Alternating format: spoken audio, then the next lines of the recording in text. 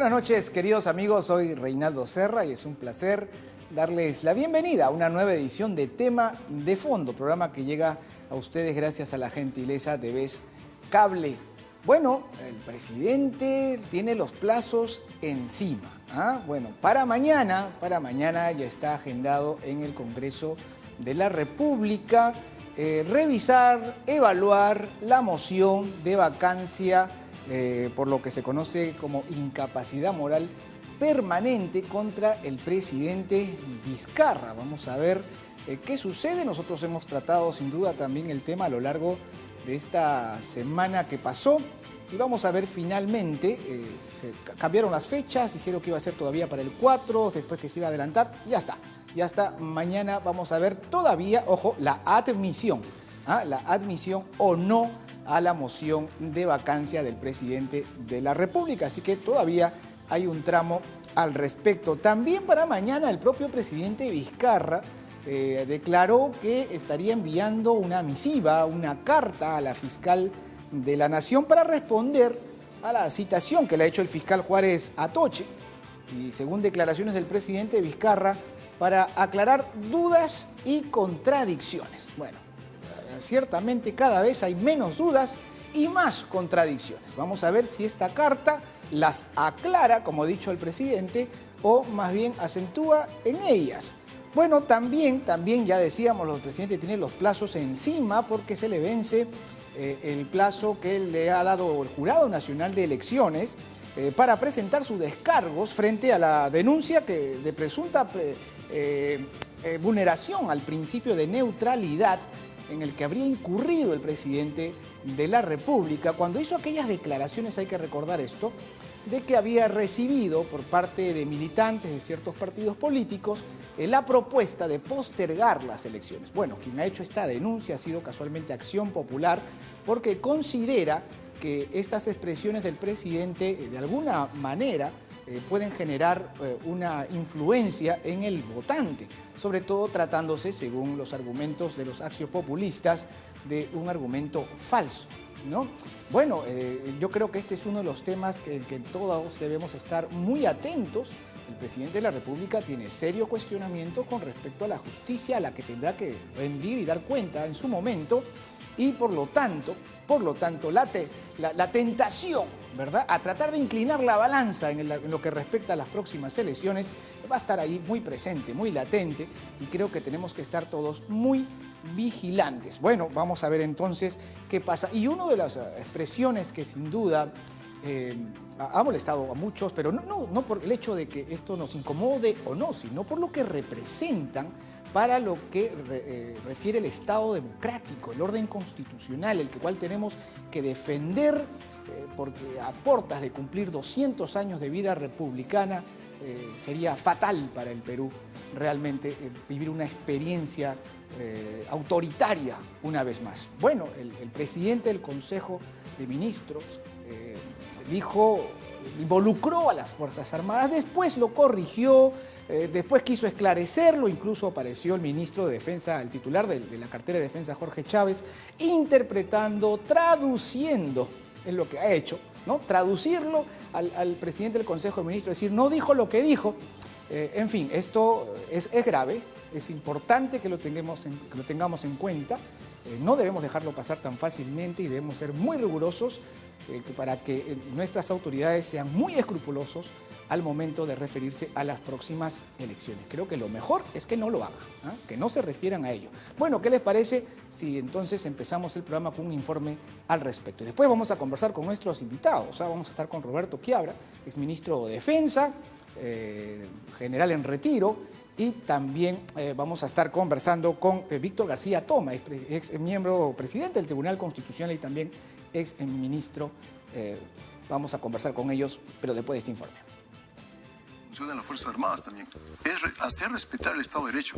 Y no se va a permitir que se rompa el Estado de Derecho con tanta necesidad que hay en la gente. En este momento, faltando 5 meses para las elecciones.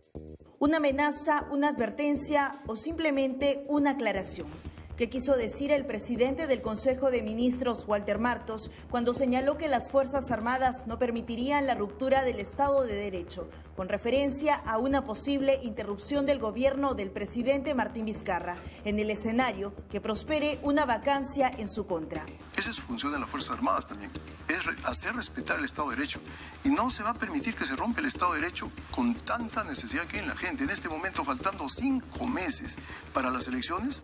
Es una declaración que ha llamado la atención de los congresistas. Algunos voceros de bancadas no la pasaron por alto y cuestionaron rotundamente al titular de la PCM. Ricardo Burga, de Acción Popular, dijo que esto constituye una amenaza para el Congreso. Acá se demuestra que los verdaderos golpistas son el Ejecutivo y el señor Vizcarra, y alerta al país de que el Ejecutivo pretende quedarse y no el Congreso. Fernando Meléndez, de Alianza para el Progreso, calificó de antidemocráticas las declaraciones del titular de la PCM. Estas expresiones antidemocráticas deben ser condenadas por aquellos que somos defensores de la institucionalidad. Si el señor Martos ha involucrado a las Fuerzas Armadas, yo le invito a la reflexión y le exhorto a que sea respetuoso del fortalecimiento de la democracia. Para el abogado constitucionalista Omar Cairo, las Fuerzas Armadas tienen el deber de obedecer al gobierno constitucional. Hay un artículo de la Constitución que establece que nadie debe obediencia a un gobierno usurpador. Señaló que cuando hay una conducta en un órgano político que impulsa la ruptura constitucional, las Fuerzas Armadas no deben obedecerlo. En ese sentido, el abogado constitucionalista Omar Cairo aseguró que el Ejecutivo no pretende un posible golpe de Estado. Se interpreta como que las Fuerzas Armadas, como corresponde, no se plegarían a un golpe de Estado. Si la vacancia se utiliza que distorsiona, para que el Congreso destituye al presidente cuando eso no lo permite la Constitución. En su defensa, Walter Martos señaló que sus declaraciones fueron malinterpretadas de manera tendenciosa. Nosotros como gobierno no tenemos ninguna intención de utilizar a las Fuerzas Armadas en algo que no sea su función dentro del marco de la Constitución que corresponde. Y así estamos actuando. Somos sumamente respetuosos de la institucionalidad de las Fuerzas Armadas, siempre lo hemos sido, y yo como un ex miembro de la Fuerza Armada, mucho más. Sin embargo, sus palabras le jugarían en contra. El Congreso podría presentar una moción de censura en su contra, una medida que para el constitucionalista Omar Cairo sería aplicada. El Congreso tiene la plena atribución de censurar al presidente del Consejo de Ministros. Ahí la Fuerza Armada no tiene ninguna posibilidad válida de intervenir. Agregó que para dar marcha al trámite de esta moción se necesita el 25% del respaldo y para dar luz verde al recurso se necesita la mitad más uno de los votos.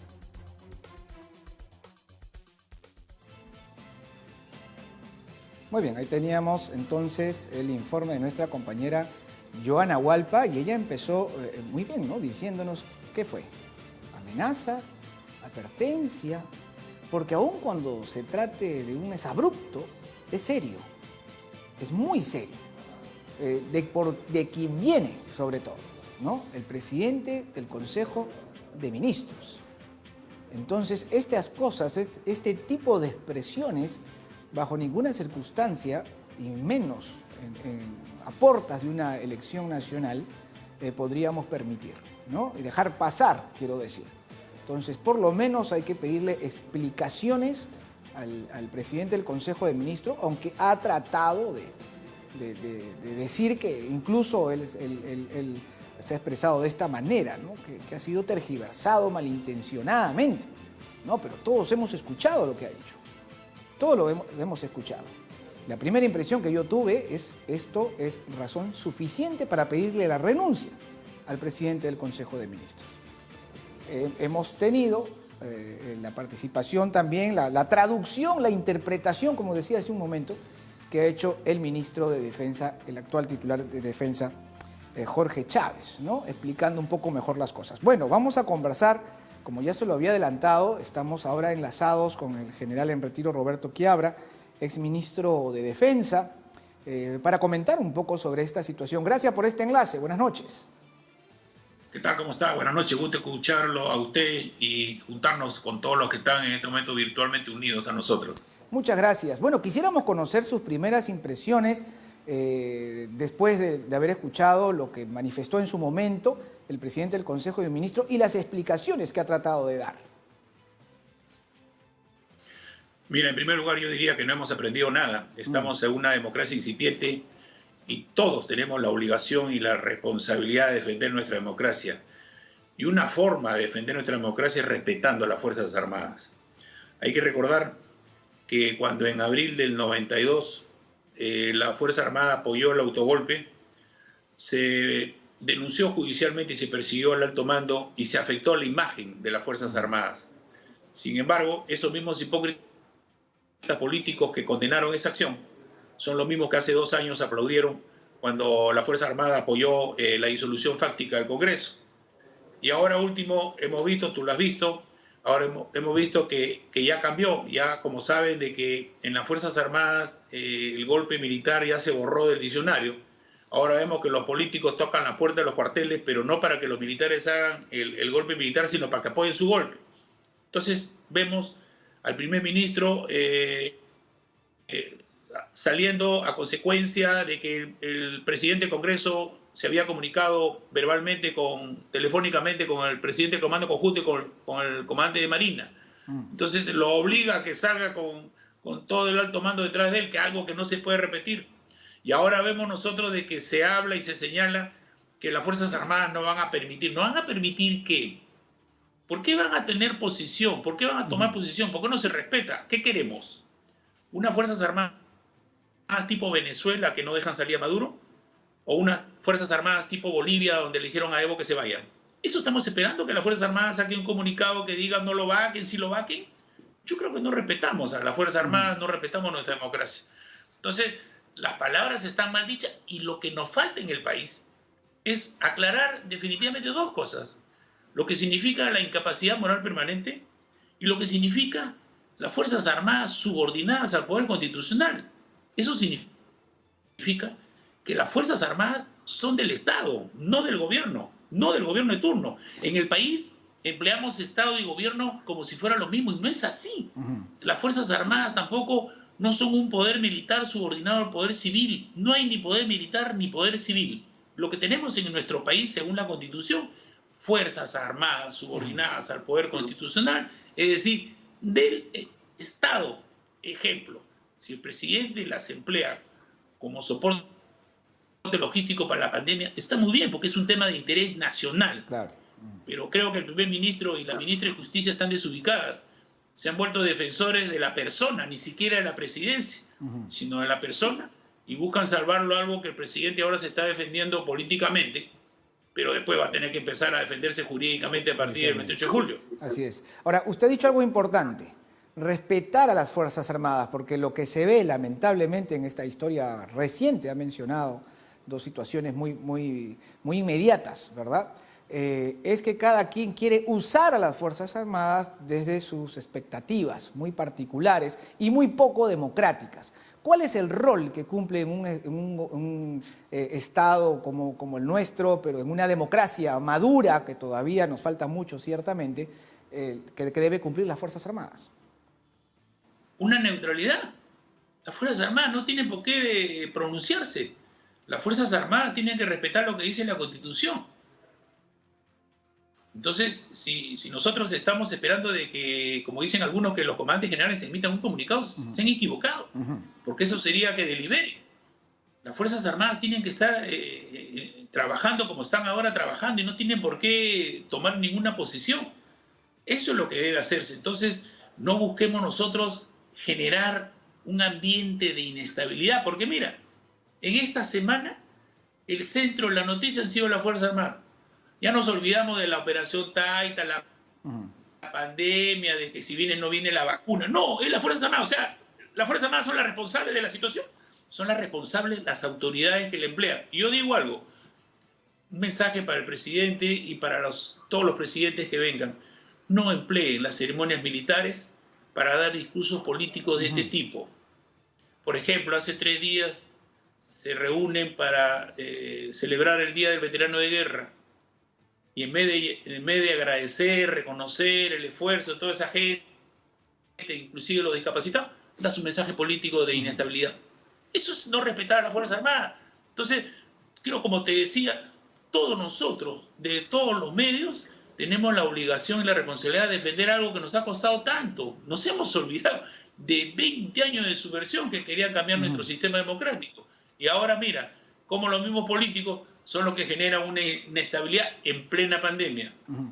Vale entonces esta ocasión para reflexionar también sobre el valor que tienen las Fuerzas Armadas. Todavía, aunque se escucha poco, siempre aparece la discusión, ¿y para qué las Fuerzas Armadas en estos tiempos donde enfrentamientos bélicos con países vecinos casi resultan improbables? Pero sin embargo, en situaciones de tragedia nacional, donde los primeros que llegan son las Fuerzas Armadas, ¿qué podríamos decir al respecto? Hay que diferenciar defensa nacional de seguridad nacional. La defensa nacional tiene que ver con el frente externo. La defensa nacional tiene que constitucional que tienen las Fuerzas Armadas, asegurar la integridad territorial, la independencia y la soberanía. Nadie tiene una bolita de cristal para no decir que no va a haber un conflicto. Mira, el Perú a fines del siglo pasado y a principios de este siglo hemos cerrado todas las fronteras terrestres y últimamente la delimitación marítima faltante con Ecuador y con Chile. Pero si bien la tierra y el agua han dejado de ser las causas de conflictos por cuestiones de límite, son áreas que van a ser conquistadas por la riqueza que contienen, el agua, la energía y los alimentos. Esas son las causas de la futura guerra. ¿O tú crees que la guerra es en el Medio Oriente porque Estados Unidos quiere implantar la democracia? No, lo que quieren es asegurarse todos esos países que tienen riquezas petroleras, que tienen energía, por eso que hay enfrentamientos militares para controlar todas las rutas, el abastecimiento. Hay una guerra comercial entre China y Estados Unidos. Entonces las Fuerzas Armadas, nosotros, tienen la responsabilidad de asegurar las 5 fronteras terrestres, el control y el dominio espacio aéreo y el dominio marítimo. Pero tú tienes también que hoy en día las Fuerzas Armadas están cumpliendo un rol al interior del país que tiene que ver con las nuevas amenazas a la seguridad. La pandemia, mira, el BRAE, el narcotráfico en el BRAE, la minería ilegal en Madre de Dios. Entonces, más ahora el soporte logístico, tienes que las Fuerzas Armadas necesitan otras capacitaciones y otras capacidades, porque con lo mismo que lo has equipado para el frente externo, no pueden actuar para el frente interno. Ya se necesitaría, mira, brigadas multipropósito, una en Piura, una en Arequipa, una en Iquitos, para que los gobernadores regionales también tengan, y cuando se presente una emergencia, sean la primera respuesta y no que todo dependa de Lima. Pero ahí las tienen las Fuerzas Armadas. ¿Cuál es su ventaja? Organización, cultura y planeamiento, personal calificado, capacidad de respuesta y presencia en todo el territorio. Eso es lo que hemos visto hoy día en la pandemia. ¿Qué sería del Perú? No nos remontemos muy atrás, con el fenómeno Niño Costero y ahora con la pandemia, si la Fuerza Aérea no tuviera sus aviones, si el Ejército no tuviera los helicópteros y la Marina su buque logístico. Estaríamos sufriendo, estaríamos llorando. Entonces hay que incrementar esa capacidad que nos permita tener una Fuerza Armada que nos apoye en las emergencias. Ahí va la prioridad ahora, sin descuidar la capacitación que debe tener para el frente externo, porque como te digo, ahí vienen las nuevas guerras por la riqueza de las tierras. Y el Perú, cobre, plata, litio, gas, alimentos, todo lo que tiene Perú que lo tiene que proteger. ¿Con quién? Con su Fuerza Armada. De acuerdo, muchas gracias. Gracias por este enlace con nosotros. No, muchas gracias y siempre el mismo mensaje, hay que cuidarnos todos dependemos de todos. Recuerden que el virus no nos busca, sino que nosotros salimos a buscarlo. Es verdad. Esta guerra no la vamos a ganar quedándonos atrincherados, pero hay que salir bien protegidos. Gracias, un abrazo para ti y para todos. Muchas gracias también. Conversábamos entonces con el ex ministro de Defensa, general en retiro, Roberto Quiabra. Él ha pedido respeto por las Fuerzas Armadas. Nadie tiene que esperar ningún tipo de pronunciamiento por parte de las Fuerzas Armadas. Y bueno, vamos a ver ahora, a profundizar un poco más este asunto desde el punto de vista constitucional, del derecho constitucional, y para eso estamos ya enlazados también con el doctor Víctor García Toma, expresidente del Tribunal Constitucional, exministro de Justicia, quien también se expresó inmediatamente después, no dejó pasar mucho tiempo, que se supo de estas declaraciones bastante infelices del ministro Martos, que parece que no piensa sus respuestas, ¿no? Porque ya nosotros le hemos venido haciendo el seguimiento no porque tengamos un especial interés, sino porque son las cosas que de pronto aparece diciendo, ¿no? Cuando fue ministro de Defensa también, que siempre estaba, él parecía ser el vocero del gobierno, ya nos iba adelantando si se extendían o no las cuarentenas. Bueno, suponíamos que todo eso estaba perfectamente planificado y que él era el responsable en su condición entonces de titular del Ministerio de Defensas. Pero dijo también cosas que después resultaron bastante contraproducentes para los intereses de la salud de los peruanos, y por eso aquí hemos sido muy críticos y hemos visto también frente a la pretensión que al final se llevó a cabo de la disolución del Congreso anterior, en el cual el Tribunal Constitucional, bueno, pues selló, ¿verdad? Selló la discusión, cerró la discusión, pero una inclinación por usar a las Fuerzas Armadas, ¿no? Lo que muchos hemos percibido como una actitud de amenaza que no le hace bien a la democracia peruana, que no le hace bien a la institucionalidad, que no le hace bien al Estado de Derecho. No hay aquí ninguna pretensión de buscar pretexto para salir al frente y criticar a ciertos personajes que dirigen el actual gobierno. No, de ninguna manera. Lo que sí nos preocupa es que a 200 años, a puertas de cumplir 200 años de vida republicana, todavía estas situaciones se presenten. Ya estamos entonces con el expresidente del Tribunal Constitucional y exministro de Justicia, Víctor García Toma. Gracias por este enlace con nosotros. Buenas noches. Bienvenido a Tema de Fondo. Gracias a usted por la amabilidad. Buenas noches. Bueno, usted no tardó en cuanto se supieron de estas declaraciones del presidente del Consejo de Ministros en incluso anunciar que perfectamente podría, vamos a decir, llevar a una censura, ¿no? Después ha tratado de explicarse mejor, incluso el actual titular de Defensa ha dicho, lo ha traducido diciendo que se le interpretó mal. Bueno, quisiéramos conocer su punto de vista desde la perspectiva del derecho constitucional. Fíjese, las declaraciones del señor Martos son inaceptables desde el punto de vista constitucional. Máxime porque el referido señor Martos ha sido miembro de la Fuerza Armada. Él conoce mejor que usted y que yo cuáles son las funciones que el texto fundamental de la República le asigna a las Fuerzas Armadas. Y es por eso que el haber colocado a esos institutos como el garante y como instituciones tutelares de la República para la defensa del Estado de Derecho, implica, digamos, una ruptura del papel que tiene la Fuerza Armada y un desconocimiento de que la mejor defensa que se hace de la Constitución por parte de las Fuerzas Armadas es manteniéndose a sus cuarteles y cumpliendo las funciones de defensa de la soberanía nacional, la integridad territorial, o cuando hay circunstancias como la pandemia, colaborar, ¿no es cierto?, por su disciplina y por su organización, este tipo de actividades. Y lo mismo sucede cuando estamos dentro de un régimen de excepción. Pero más allá de eso, cualquier otra intervención o incitación a una actuación de las Fuerzas Armadas, evidentemente es un despropósito. ¿Usted se encuentra satisfecho con las explicaciones que ha tratado de dar el presidente del Consejo de Ministros? Yo siento que el presidente del Consejo de Ministros se ha equivocado su papel. Él es el portavoz del presidente y es el coordinador del Consejo de Ministros, pero en temas políticos. Lo que está en estas semanas en juego son algunas conductas aparentemente reprensibles por el Código Penal en una circunstancia privada, particular, por parte del señor Vizcarra. En consecuencia, en ese contexto, lo que necesita el señor Vizcarra es el asesoramiento de un abogado.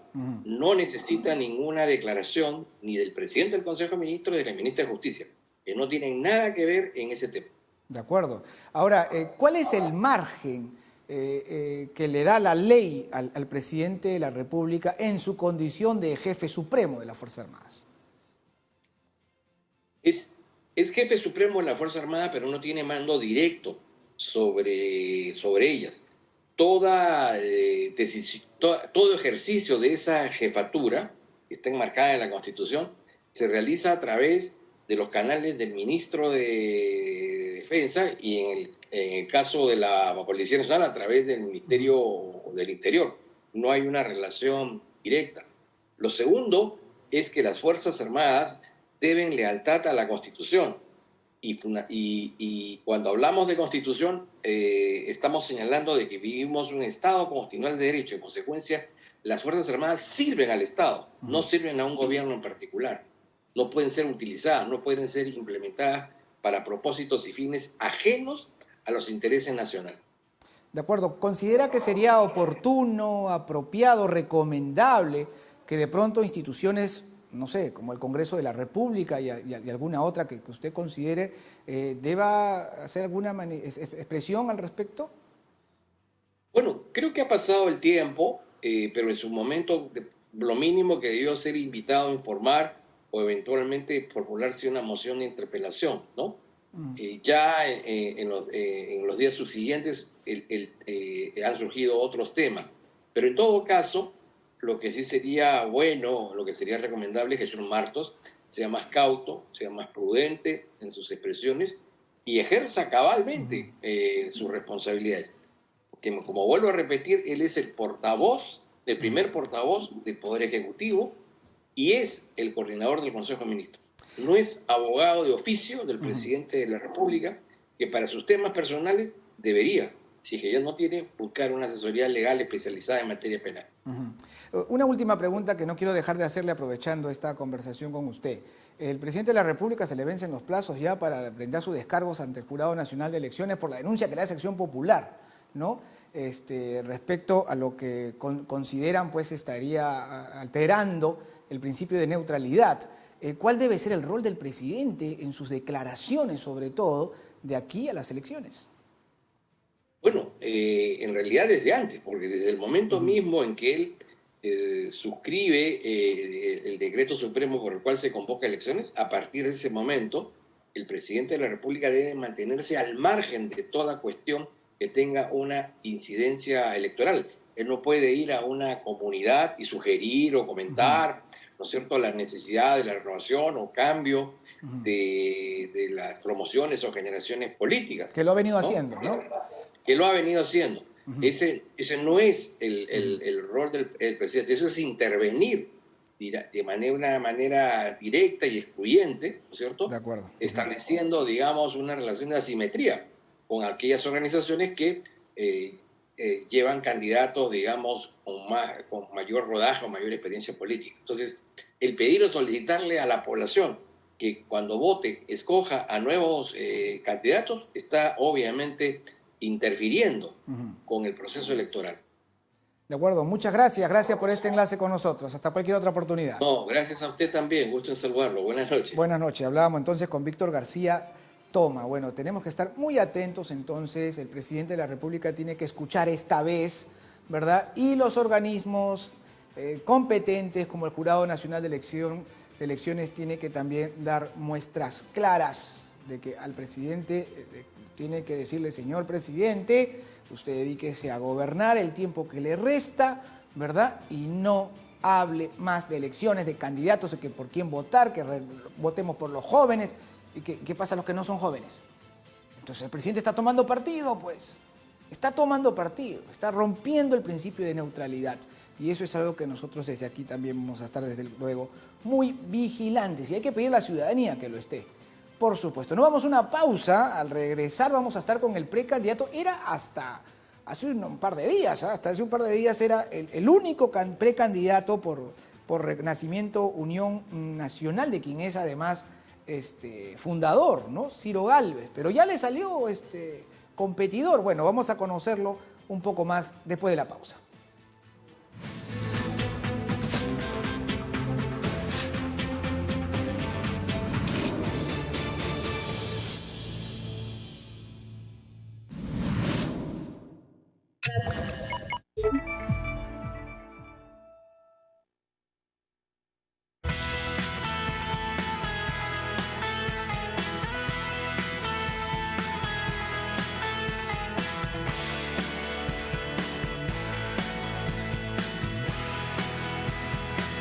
UCI, un canal inteligente.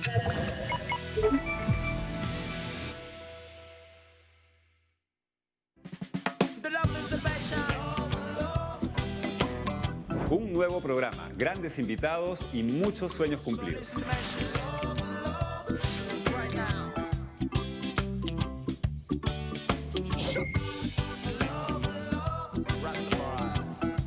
Estamos preparando algo espectacular para toda la familia. Soy Jean Paul y nos vemos muy pronto por UCI, un canal inteligente.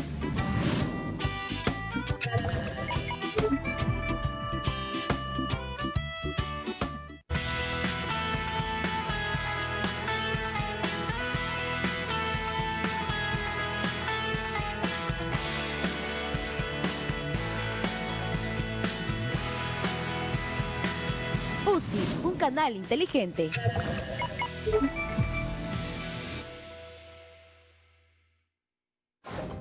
¿Tienes una denuncia o emergencia? Queremos escucharte. Comunícate a nuestro WhatsApp y cuéntanos tu caso. Nuestro equipo se pondrá en contacto a la brevedad. UCI, un canal inteligente.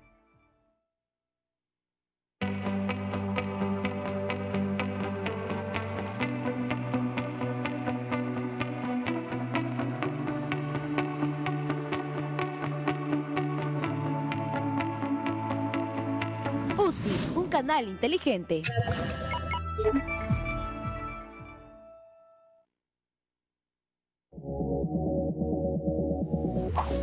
Ahí va. Hashtag tendencias, virales y tus influencers favoritos. Y favoritas en un solo lugar.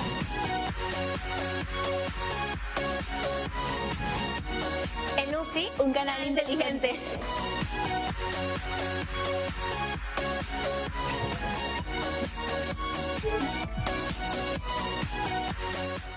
El debate continúa. La situación de la primera infancia y las estrategias para su desarrollo siguen siendo tema prioritario en Diálogo Abierto, programa semanal del Grupo Impulsor Inversión en la Infancia, donde tu opinión y participación es importante.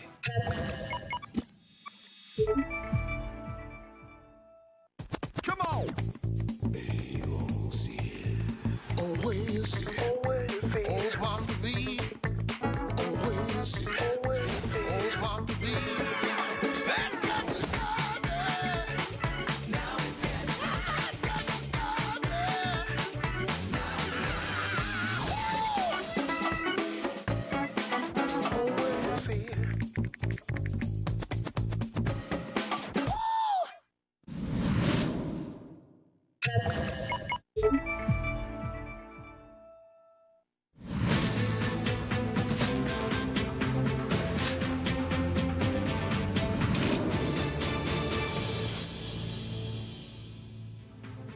Bien amigos, estamos de regreso, esto es tema de fondo y como se los había prometido, nosotros ya hace un par de semanas que hemos iniciado estas entrevistas, todavía con precandidatos, lo tienen que ser ratificados por sus elecciones internas, algunos les ha salido ya competencia, ¿no? Como el caso del señor Guzmán, que ya tiene a Carolina Lizárraga como competencia.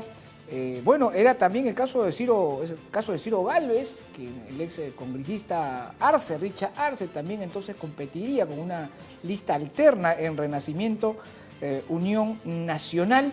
Pero vamos a conversar con él para conocer un poco más también sobre su visión de país, que es lo que a nosotros nos interesa de quienes pretenden conducir los destinos del Perú. Buenas noches, bienvenido a Tema de Fondo. Todavía, me dicen que todavía estamos, llevando adelante la conexión con el candidato o precandidato Ciro Gálvez. Renacimiento Unión Nacional, mucha gente le puede parecer algo nuevo, ¿no? Pero en realidad como movimiento y como partido político tiene cerca de 30 años y desde hace 20 años participando en elecciones nacionales. Bueno, vamos a preguntarle en todo este tiempo, que no es poco, no parece ser que el movimiento haya calado lo suficiente o haya logrado posicionarse. Todavía quizás más se recuerda como Renacimiento Andino, pero el nombre actual es Renacimiento Unión Nacional. Ese cambio de nombre también seguro se debe a cierta estrategia, pero quizás quieren mostrar un enfoque diferente. Renacimiento Andino parecía de pronto un movimiento más regional.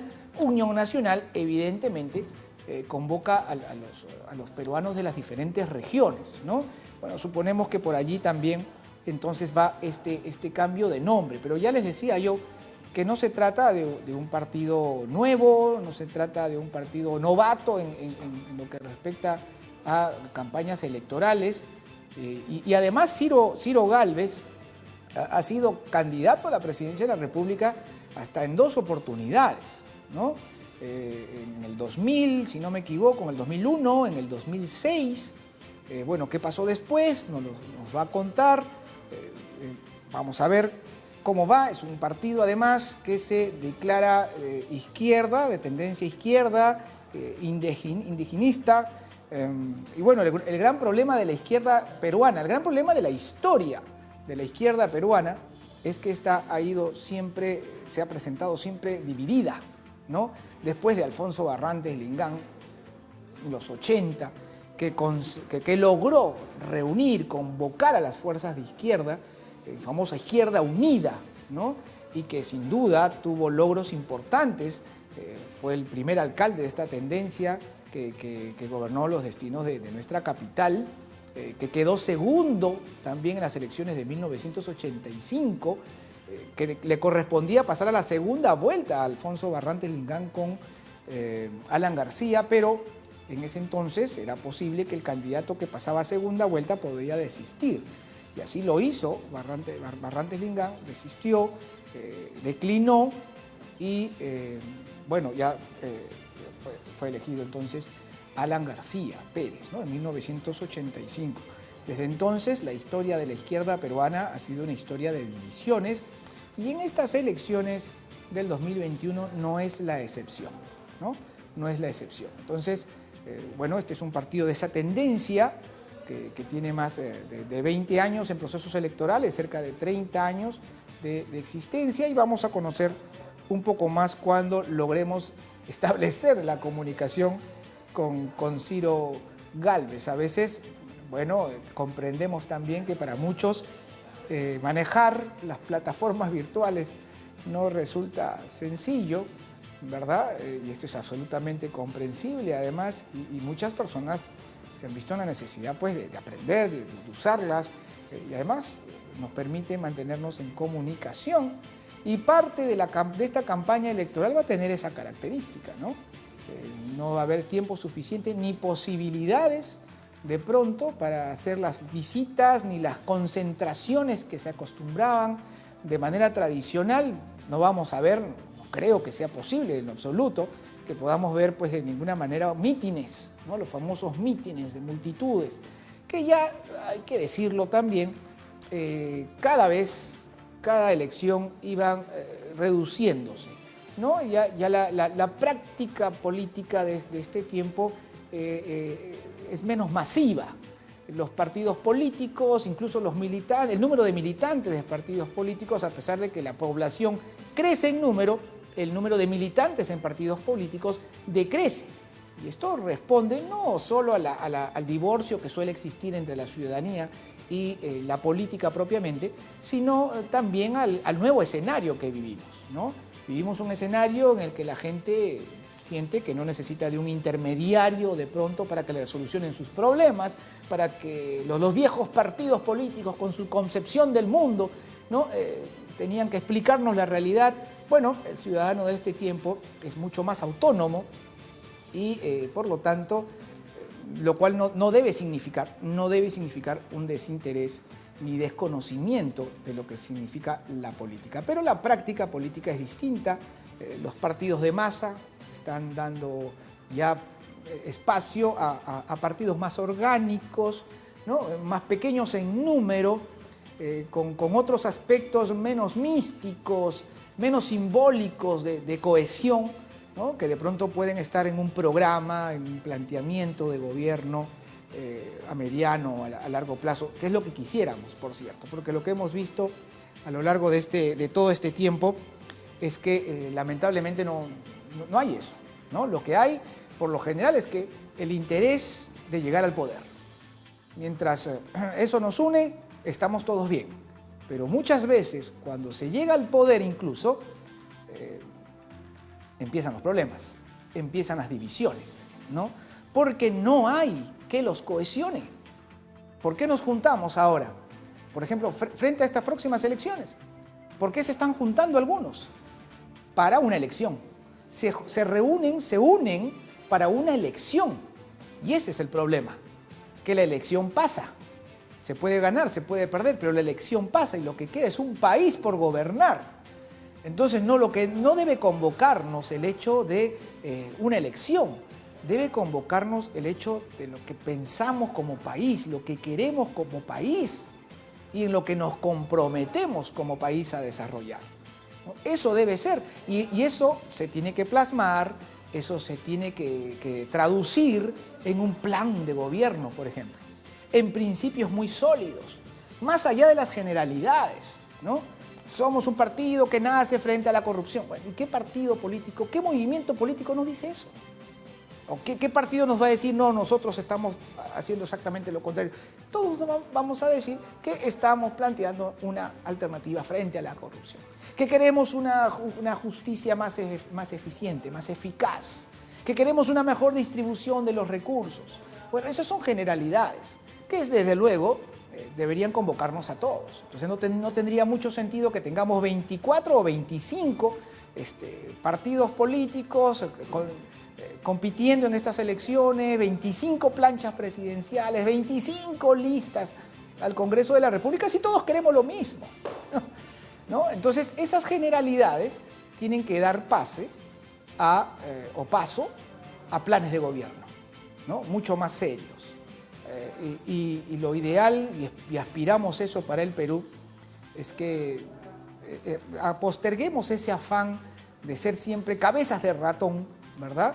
Cuando tenemos muchas cosas afines que podrían hacer que nos integremos, que hayan partidos políticos más sólidos, partidos políticos más orgánicos, menos partidos políticos con nombre, vamos a decir, con título de propiedad, ¿no? Eso es fatal, partidos políticos con título de propiedad, porque entonces el dueño del partido político negocia el partido político. Y por eso necesitamos partidos orgánicos, donde sus fundadores incluso se sometan, ¿verdad?, a elecciones internas, a contiendas de esa naturaleza, a debate respecto a sus posiciones ideológicas, que ojalá y las tuvieran. Yo en realidad saludo cuando hay un partido político, indistintamente de la tendencia que tenga, cuando tiene un fundamento doctrinal. Porque entonces entendemos que los militantes de estos partidos, ¿verdad?, los que activan en estos partidos, pues tienen de por medio una visión de país. Y eso es lo que a nosotros nos interesa conocer a estas alturas.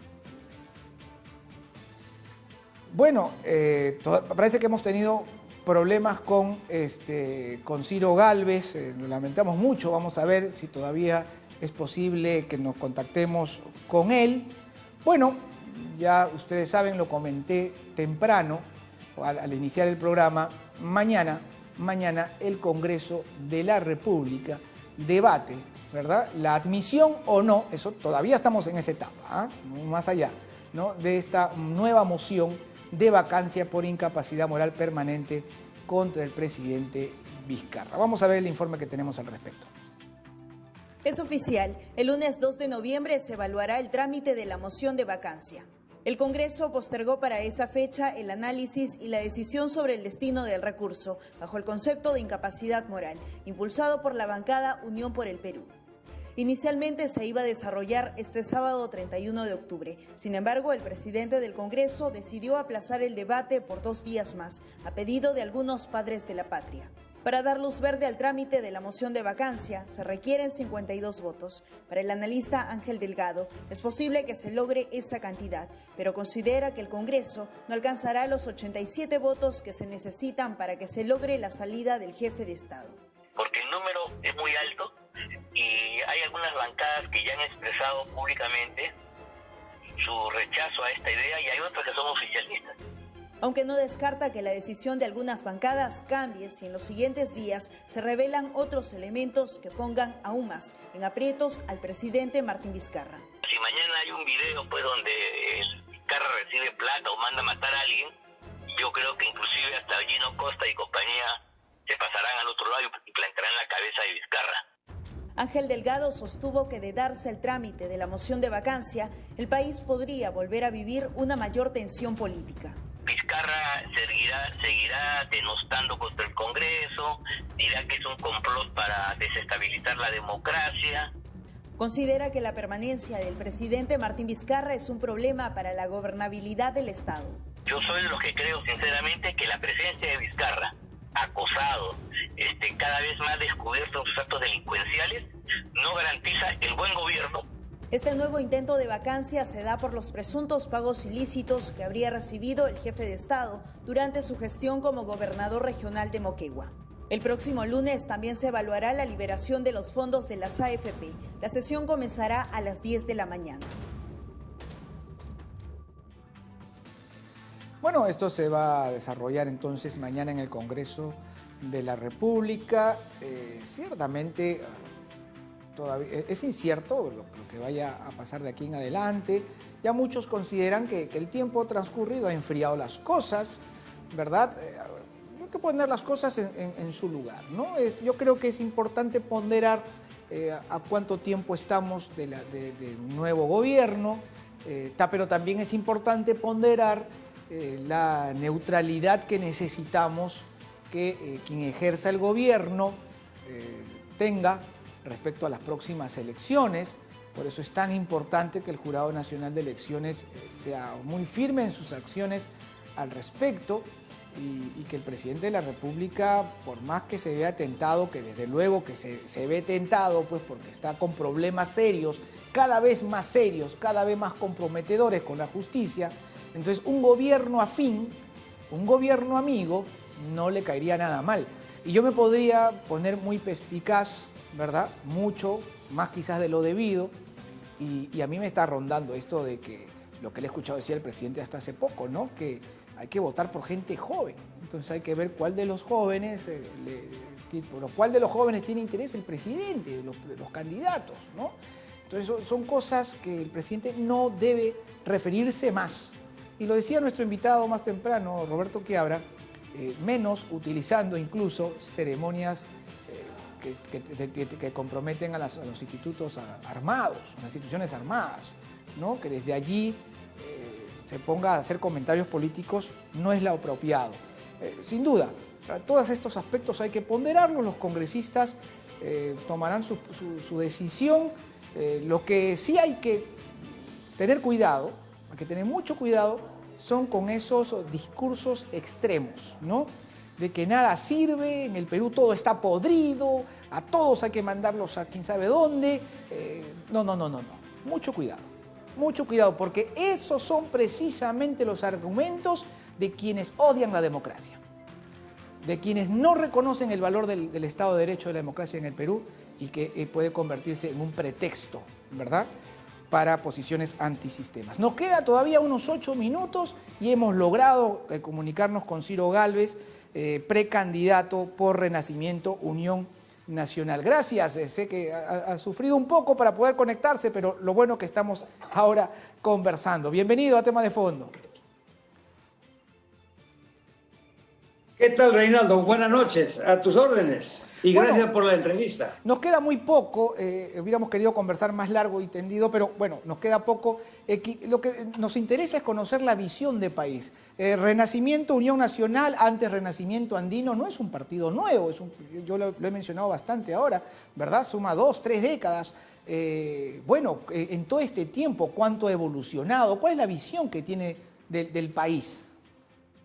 El antecedente histórico de Renacimiento Unido Nacional, RUNA, es Renacimiento Andino, que surgió en el año 1997, fue víctima, digamos, de la fobia, de la discriminación política por parte del régimen de Fujimori, y hoy, después de bastantes años de silencio político, yo me he dedicado a escribir una nueva edición de la teoría del Renacimiento andino y a crear arte. Yo soy poeta, compositor quechua, cantautor, y como resultado de esas investigaciones y de esos estudios ha salido esta nueva edición de la teoría del Renacimiento andino, cuyo ejemplar, si me pueden pasar, por favor. Entonces, esa es la diferencia, que RUNA es el primer partido que en toda la historia peruana surge del interior del país, desde las comunidades campesinas y de sus hijos, que son los emergentes, los emprendedores, los micros y pequeños empresarios de las ciudades, a diferencia de que todos los partidos tradicionales de izquierda y de derecha han surgido desde las élites limeñas, desde la aristocracia de la capital. Y la otra gran diferencia es que nosotros tenemos efectivamente una ideología muy bien sistematizada, la ideología tahuantinsuyana, que es totalmente diferente a la ideología neoliberal de la derecha y también a la izquierda marxista. Ahora, ciertamente usted es consciente que no es el único candidato que rescata y levanta estos valores indigenistas, autóctonos, ¿no? Incluso del Tahuantinsuyo propiamente. Conversábamos nomás el domingo pasado con Máximo San Román y también nos decía algo similar. Ahora, suponemos que el cambio del nombre del partido de Renacimiento Andino a Renacimiento Unión Nacional también tiene algún propósito, algún sentido, quizás menos regional, más nacional. Cuéntenos un poco, por favor. Renacimiento Unido Nacional es más integrador, más ecuménico, porque nosotros pensamos en todos los peruanos, no solo en los 12 millones de peruanos excluidos de las comunidades campesinas, sino en todos los peruanos. Pero sí, para mí es un honor y es una alegría representar a la población quechua. Y yo hay papas porque kunanmi por primera vez ñoganchik runa simiremas kuna como runa kuna politikaman ya escuchkanchik y uchaya hacha corrupto kunata chinka chinapaj mogonapaj hagamantangaykunapaj. Les estoy diciendo, hermanos, es la primera vez que surge un partido desde las comunidades quechuas. La diferencia principal con el señor San Román es que él desciende de hacendados. Nosotros somos comuneros de comunidades de los ayllus incaicos, hoy comunidades. Esa es la gran diferencia, y que nuestra lengua materna es el runasimi. Y venimos con un nuevo mensaje de integración de todos los peruanos. Nosotros no somos las comunidades indígenas manipuladas por la izquierda marxista. Nosotros estamos rescatando nuestra propia ideología, nuestro propio pensamiento, porque estamos convencidos de que no debemos imitar modelos extranjeros, ni de izquierda ni de derecha, porque el Perú milenario también tiene su propia cosmovisión, su propia ideología, y por tanto entramos a la política con nuestros propios líderes, con nuestra propia visión. Explíquenos brevísimamente cuál es entonces esa diferencia con la izquierda europea, vamos a decir, ¿no? Europizada, no sé. A ver. Bueno, la izquierda europea, como usted ha dicho, ha nacido en Europa con Carlos Marx y predican la dialéctica, la oposición, la contradicción a todo. Nosotros, con la ideología tahuantinsuyoana, hemos aparecido hace miles de años en el Perú milenario. Y aquí siempre hay que tomar el nombre de José Carlos Mariátegui. Siempre me preguntan, ¿y cuál es la diferencia entre el pensamiento Mariátegui y el pensamiento Gálvez o el pensamiento Runa? Yo les digo, bueno, la esencia del pensamiento mariáteguista es la ideología marxista. La esencia del pensamiento de Mariátegui es el marxismo. La esencia del pensamiento Runa es la ideología tahuantinsuyoana, que no tiene absolutamente nada que ver. Mariátegui siempre decía ni calco ni copia, pero él es socialista, marxista, entonces está copiando una ideología que nació en Europa. Lamentablemente nos ganó el tiempo y no quisiéramos que desarrolle esa ideología tahuantinsuyiana. Pero una última pregunta en un minuto, por favor. El año pasado se habló de una alianza con Antauro Humala. Quisiéramos primero conocer qué hay No hubo ninguna alianza. Porque, perdóneme, porque incluso... Ni con ningún otro grupo. Hay que entender que don Antauro Humala es un militar, un caudillo militar. No es un líder, no es un ideólogo. Y hay papas o que panicona, yo ganchega, yo ganchik me canche.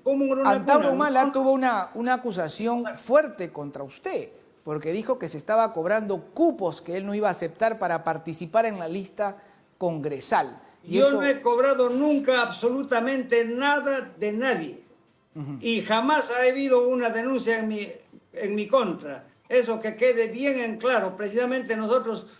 ¿Es una difamación entonces? ¿Una difamación de Antauro Humala? ¿Cómo? ¿Es una difamación de Antauro Humala? No, Antauro Humala nunca ha hablado mal de mí ni que he querido cobrar. Se refería supuestamente a otros dirigentes que no están con nosotros, no están con Gruna. De acuerdo, claro, el exsecretario general, el señor Príncipe. De acuerdo. Estaba a prueba el señor Príncipe, lo conocimos efímeramente y él compartió con nosotros aproximadamente 30 días, pero no es militante, no es absolutamente nada en el partido Gruna. Muy bien, señor Ciro Gálvez, le agradecemos mucho por este enlace. Hubiéramos querido conversar mucho más tiempo, pero lamentablemente, bueno, tuvimos esas dificultades. Muchas gracias y hasta una nueva oportunidad. Va a luchar con mano firme contra la corrupción y la delincuencia. Muchas gracias. ¿Qué te digo? Afrontar los problemas tan álgidos de la crisis económica que se viene post pandemia, del problema de la salud, del problema del trabajo, que millones de peruanos se han quedado sin empleo. Lamentablemente hay tan poco tiempo para conversar. De acuerdo. Pero, hermano Reinaldo, te agradezco por Gracias también. Muchas gracias. Te agradezco sinceramente porque los medios de comunicación... Bueno, hubiéramos querido tener más tiempo. Nosotros sí, vamos a ser con todos, absolutamente democráticos. Aquí no hay los engreídos, los preferidos, no. Aquí todos. Así que lamentablemente no tuvimos la oportunidad de conversar más tiempo con Ciro Gálvez. Esperemos que la oportunidad se presente. Bueno, nos vamos. Gracias por su preferencia y gracias también, por supuesto, a la cortesía de Vez Cable, que nos permite llegar también a más peruanos. Dios los bendiga. Hasta la próxima semana. Dios mediante.